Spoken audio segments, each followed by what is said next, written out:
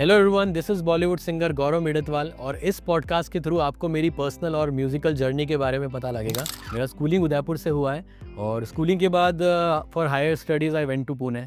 Actually graduation तक देखो, एक हमारी सोसाइटी का क्या होता है ना, जैसे मैं जब छोटा था, हम लोग है ना, हमारे फैमिली मेम्बर्स सभी को देख के, जैसे बड़े ब्रदर सिस्टर्स हो गए, हमारे कलीग्स हो गए, तो उनको देख के हमें लगता है कि यार हमें भी डॉक्टर बनना है, इंजीनियर बनना है।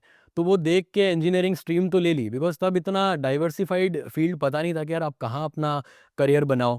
तब एक वही होता था, इंजीनियरिंग कर लो, डॉक्टरेट कर लो। जैसे साइंस मैथ्स का स्टूडेंट हूँ मैं, है ना? तो इंजीनियरिंग में एडमिशन लिया। तो थ्रू आउट द फेज़ यही था कि यार बहुत अच्छी कंपनी में मेरा पैकेज लग जाए, अच्छा जॉब करूँ मैं। तो फाइनल ईयर तक आते-आते I was good in studies, तो fortunately I got placed in a very good company. मेरा जॉब लग गया था। बट वही है, एक होता है ना, दिमाग की बत्ती जली। लास्ट ईयर फाइनल ईयर में, फाइनल ईयर ऑफ इंजीनियरिंग में मुझे रियलाइज़ हुआ कि नहीं यार, आईटी वाला जॉब तो नहीं कर पाऊँगा, बैठ के वो जॉब करना वो नहीं है ना? वो नहीं हो पाएगा मुझसे। तो आई टोल्ड माय फादर, मैंने मेरे पेरेंट्स को बोला कि यार मुझे म्यूज़िक में कुछ करना है। And I was fortunate enough कि यार फादर मदर ने सपोर्ट किया और उन्होंने बोला ठीक है, तुझे जो करना हो कर, no worries. And then I told them about this industry कि मैं म्यूज़िक में ये करना चाहता हूँ। और देन आप आगे जो भी मैंने बताया कि मैंने मास्टर्स किया है साउंड में, तो फॉलोड बाय दैट, तो जॉब छोड़ के आई चोज़ म्यूज़िक। मतलब एक मेरा हॉबी था, एक मेरी हॉबी थी म्यूज़िक, उसको मैंने प्रोफ़ेशन बनाने का डिसीज़न लिया आफ्टर माय ग्रेजुएशन। मैं जब कॉलेज में गया था, आई रिमेंबर 2013 की बात कर रहा हूँ, तो मेरा कॉलेज था लोनावला में। तो लोनावला में तब बिग बॉस का सेट हुआ करता था। तो बिग बॉस हम लोग बहुत देखते थे, because I am a Salman Khan fan.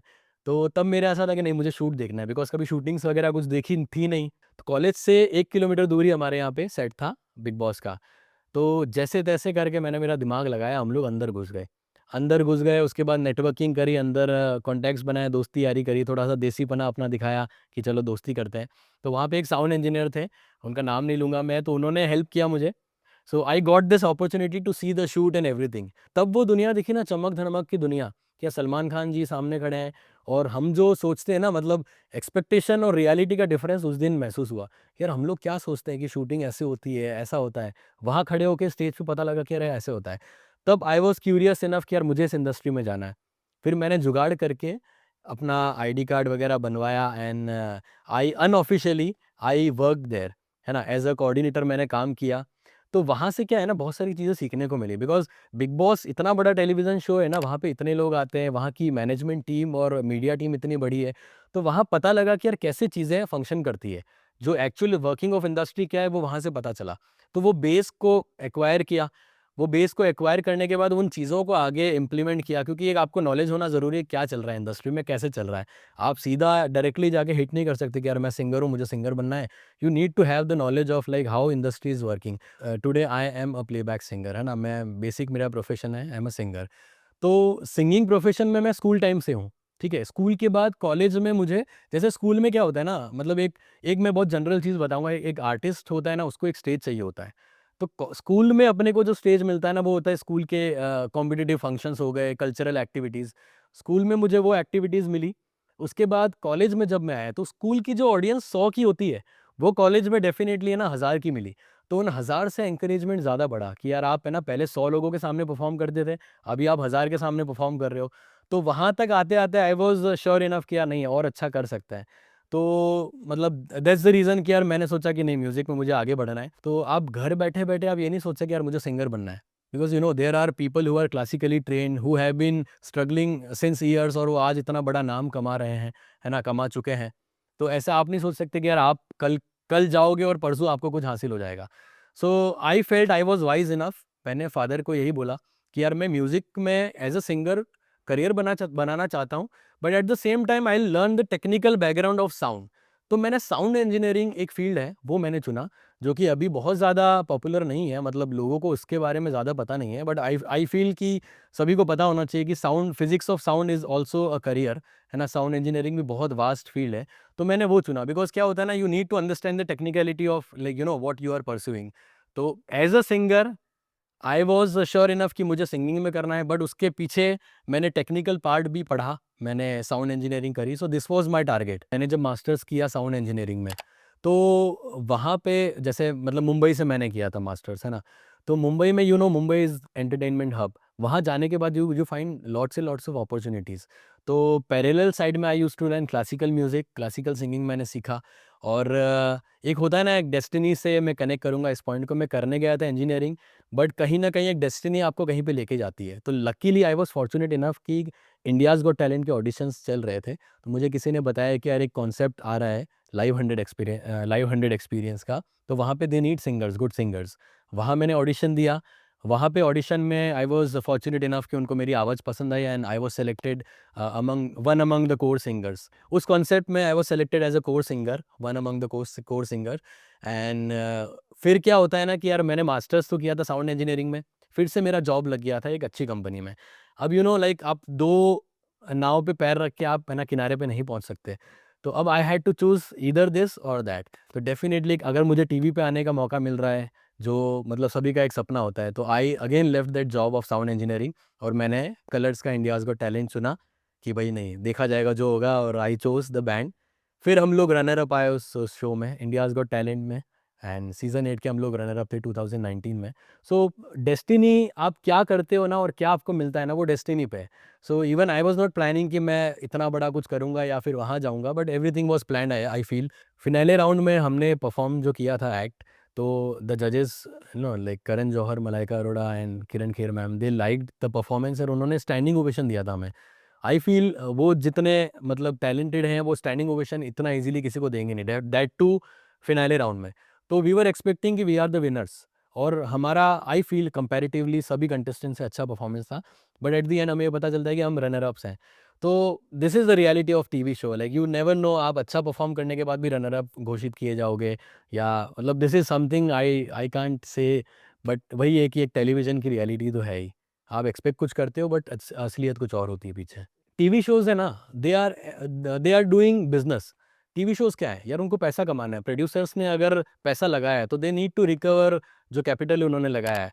तो टीवी शोज़ आजकल, मैं अगर आज की बात करूँ तो मैं किसी शो का नाम नहीं लूँगा, बट हर शो को टीआरपी चाहिए, उनको उनका कैपिटल लाइक जो उन्होंने इन्वेस्ट किया है उससे प्रॉफिट बनाना है उनको। सो रियलिटी ये है कि यार उनको डेफ़िनेटली कुछ ना कुछ सेलिंग पॉइंट्स रखने हैं।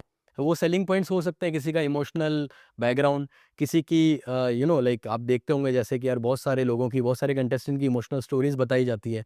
यार आजकल के टाइम पे है ना, इंसान है ना, मतलब जितने भी ऑडियंस है, ऑडियंस अपने यूट्यूब और इंस्टाग्राम से ज़्यादा मतलब प्रेफ़र कुछ करता नहीं है। इनफैक्ट आई आई फ़ील कि रेयरली कोई टीवी देखता होगा। तो अगर टीवी कोई देख ही नहीं रहा है, तो कैसे देखेगा? तो उनको कनेक्ट करने के लिए कुछ सेलिंग पॉइंट्स तो होने चाहिए ना। So these are the selling points, emotional touch हो गया, कोई नोन फेसेस को आपने फिर से मौका दे दिया। तो this is the reality of TV shows. ऐसा नहीं होता है कि यार आप बहुत टैलेंटेड हो, बिकॉज़ इंडिया में टैलेंट की कमी नहीं है। ऐसा सभी को अगर मौका मिलने लग जाएगा, सभी को टीवी शोज़ पे प्लेटफ़ॉर्म देने लग जाएँगे, तो मेरे ख्याल से शोज़ कम पड़ जाएँगे और कंटेस्टेंट बहुत हैं। मेरे लिए भी India's got talent was a learning experience, because तब मैं काइंड ऑफ फ्रेशर ही था इंडस्ट्री में। आप बहुत लोगों से मिलते हो, सब लोग आपसे बड़े भी होते हैं, छोटे भी होते हैं, सबसे कुछ ना कुछ सीखने मिलता है। आज के टाइम में योर इंडिविजुअलिटी मैटर्स। आप एज़ अ ग्रुप अगर कुछ कर रहे हो वो अच्छा है, आप सीखते हो उस चीज़ से। आपको as an artist, as a professional आपको अगर सर्वाइव करना है तो आपकी इंडिविजुअलिटी मेंटेन करनी पड़ेगी। तो मेरा ये मानना है, मतलब मैं बहुत एक सीधे मुँह बात करूँ ना, तो अगर आपको कोई रिकॉग्निशन मिला है, तो it's your own responsibility to market it. अभी एक एग्ज़ाम्पल देता हूँ, मैं एज़ अ बैंड वहाँ गया, मैं मतलब एज़ अ बैंड मेंबर वहाँ गया और हम लोग रनर अप आए। अगर मेरा बैंड रनर अप है, that means I am also the runner up. अगर मैं खुद को मार्केट नहीं करूँगा, अगर मैं खुद की रिस्पॉन्सिबिलिटी खुद नहीं उठाऊँगा, तो मुझे कौन जानेगा? बिकॉज़ अगले 6 महीने में नया शो आएगा कोई, नए शो में नए कॉन्सेप्ट्स आएँगे, नए विनर्स होंगे, नए रनर अप होंगे।